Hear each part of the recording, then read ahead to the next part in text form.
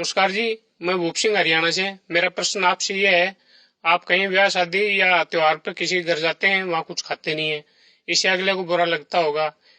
क्या यह आपका व्यवहार उचित है?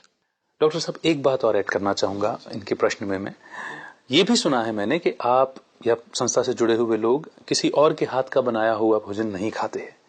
ये क्या कारण है? देखिए, इस बात का उत्तर मैं इस तरह से देना चाहूंगा कि आपके घर यदि कोई मेहमान आए जी, उसको डायबिटीज की बीमारी है जी, और उसको डॉक्टर ने कह रखा है कि भाई आपको मिठाई नहीं खानी है, जी, और आपने उसके लिए खास मिठाई बनाई है, जी, तो वो आपके घर जब आता है और मना करता है तो आपको बुरा लगता है। आपकी तरफों से नहीं जीत पाएंगे। क्योंकि देखिए, उसको वो तो कहता है कि भाई मैं तो खा सकता हूँ पर डॉक्टर ने मना किया है खाने के लिए। तो उसी तरह देखो, जब भी हम किसी एक मार्ग पर निकल पड़ते हैं तो वहां पे कुछ धारणाएं होती है, कुछ वहां के नियम होते हैं, कुछ दृढ़ता स्वयं में लानी पड़ती है। तो इस संस्था की भी अन्य एक मुख्य धारणा है, जैसे मैंने आपको कुछ समय पहले कह रहा था कि अन्न के 3 प्रकार के दोष होते हैं, जिसमें हमने जाति दोष तो देख लिया कि जिसमें राजसिक, सात्विक और तामसिक। एक दूसरे प्रकार का भी दोष है अन्न का, जिसे कहा जाता है आश्रय दोष।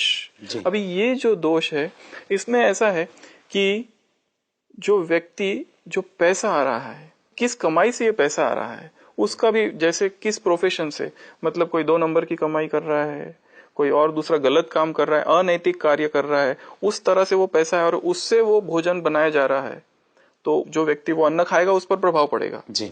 ये आश्रय दोष में तो ये एक बात है। या फिर ऐसा कोई व्यक्ति है, मैं हूं सपोज, और मैं किसी दूसरे पर आश्रित हूं, और वो जो व्यक्ति कमाता है वो अनैतिक तरीके से कमाता है जी। और वही अन्न मैं खाता, तो उसका भी मुझ पर प्रभाव पड़ेगा जी। और इसी में आश्रय दोष में एक तीसरी एक बात है कि किस मनस्थिति में व्यक्ति भोजन बना रहा है।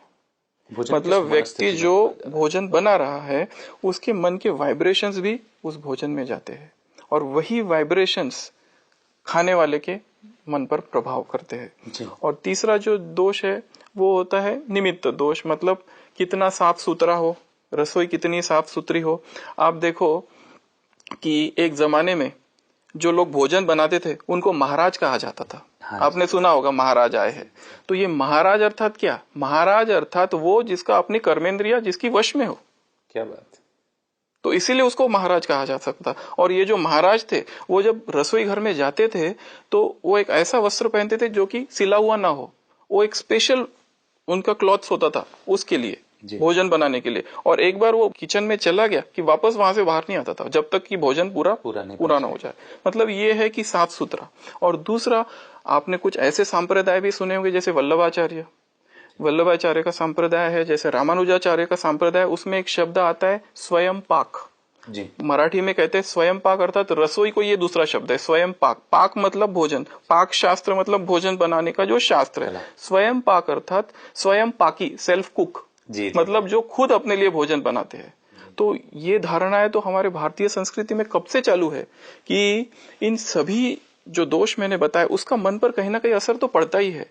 अभी आपने जो बात कही कि भाई हम लोग बाहर का नहीं खाते, अगर वैज्ञानिक तरीकों से भी देखा गया है इसका, तो देखो बाहर का जो भोजन है, बाहर का जो होटल्स में, उसमें न जाने कितने कौन से केमिकल्स है, कौन सा पानी उसमें यूज किया गया है और कितनी बीमारियां उससे होती है बाहर का। और ये भी है कि जैसे भोजन बनाने वाला जो व्यक्ति है, अगर योगी है, कोई पवित्र है, शुद्ध विचारों वाला है, आप देखोगे कि आपके पास अगर 3 प्रकार के अन्न रखे गए, एक है मंदिर का प्रसाद जी, एक है घर का बना हुआ, और एक है हलवाई की दुकान का, तो आप इसमें अंतर बता सकते हैं कि जो मंदिर का भोजन है कौन सा अच्छा है? वही अच्छा है। क्यों? क्योंकि बड़ी श्रेष्ठ भावनाएं उसके साथ बनी हुई है। हाँ, अच्छा, दूसरे नंबर पर अच्छा है घर का है, क्योंकि माँ ने बनाया है, अपने बच्चों के लिए बनाया है। और जो हलवाई का बनाया वो भोजन है, जो मिठाई है, उसमें क्या है? प्रॉफिट। वही देख रहे हैं ना, उसका इंटेंशन क्या है। तो ये बहुत सारी चीजें यहाँ मैटर करती है। तो इस संस्था में जो मुख्य धारणा है भोजन की, उसी व्यक्ति के हाथ का भोजन खाए जो कुछ धारणा वाला है, जो इस पथ पर निकल चुका है, जिसने प्यूरिफिकेशन को अपना लक्ष्य बनाया है, राजयोग की जो साधनाएं कर रहा है, जिसका चित्त शांत हो गया है, मन पवित्र हो गया है और परमात्मा की याद में बना रहा है। सबसे मुख्य बात तो क्या था। और जैसे मैंने कहा, एक आपने सुना होगा रसोई को चौका भी कहा जाता है भारतीय संस्कृति में। तो चौका मतलब कुछ 4 बातें। तो यही बातें कुछ घुमा के यहाँ आती है कि भाई ये भोजन किस पैसे से बन रहा है जी। भोजन में अपने आप में कुछ जाति दोष तो नहीं है, कौन से प्रकार का भोजन है वो, तीसरा जो बना रहा है उसकी मनस्थिति क्या है, और चौथा जो खा रहा है उसकी मनस्थिति क्या है।